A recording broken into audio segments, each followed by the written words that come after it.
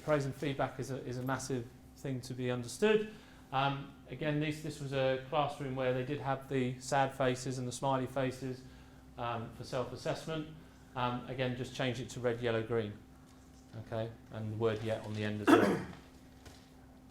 This is one of the head teachers introduced the idea of praise back to parents by comparing Dad's Army's Captain Mannering's criticism of Captain Pike of being you stupid boy, but actually framing it alongside, well, that's something we never say, but actually telling your child that you clever boy or that you're intelligent can be equally as damaging.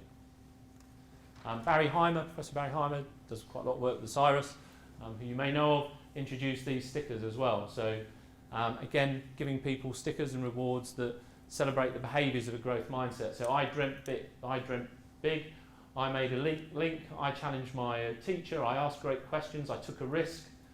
What else is there? I can't read them. I sweated it out. I showed persistence. But again, getting people to just well done, you're brilliant stickers is something we see quite a lot of in different places, but moving them to, again, the behaviours.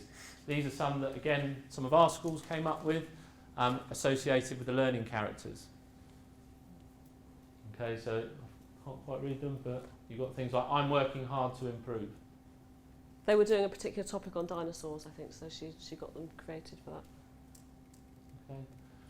Again, when I went to my daughter's first, they do a parental induction sort of evening for new parents, and when my daughter started last year, they introduced the idea of these wow slips. So it's the idea of every time your child does something fantastic at home, it's a way of you write out a wow slip as a parent, you give it to them in the school bag, and then the teacher reads out in front of the class this amazing thing that your child has done, just to kind of boost them up a bit and make them feel good, which I thought was good. But I thought, well, actually that could be entirely misunderstood, and suddenly it gets competitive. One parent, trying to outcompete each other, and which child's done the most amazing thing.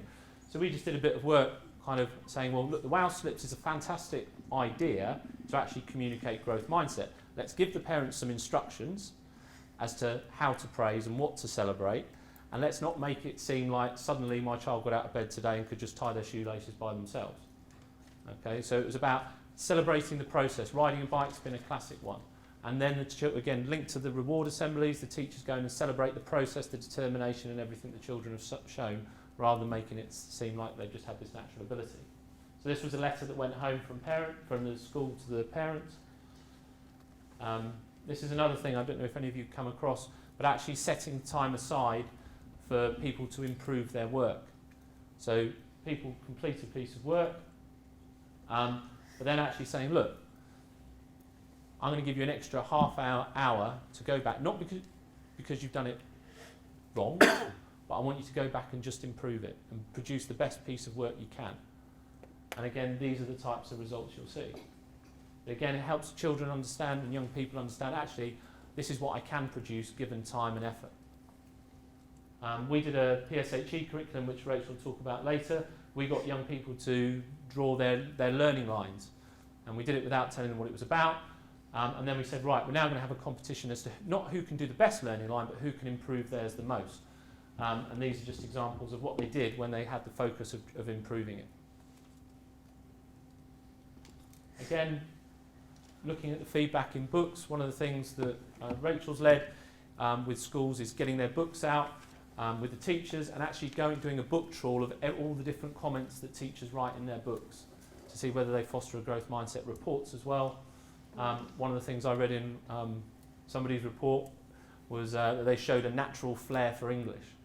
And again, it's those very subtle things that we sometimes find creeping into our language that actually we need to guard against a little bit. But also the bit about looking at books and looking at feedback, it's something that schools have come to us and asked. We've not said, how about feedback? Because they're all at different stages, they've got different priorities. Some of them have said, one head teacher, she said, we started looking at praise and feedback, just generally as a staff. And she was leading her staff through this idea of thinking about what do we say to children and how are we communicating a growth mindset to them. And they got in the staff room, and I think she put 0 to 10 on the floor. And she said, right, if 10 is really growth minded and 0 is really fixed, let's get all our stickers out and let's put them on this line of where we think they're actually, what they're communicating.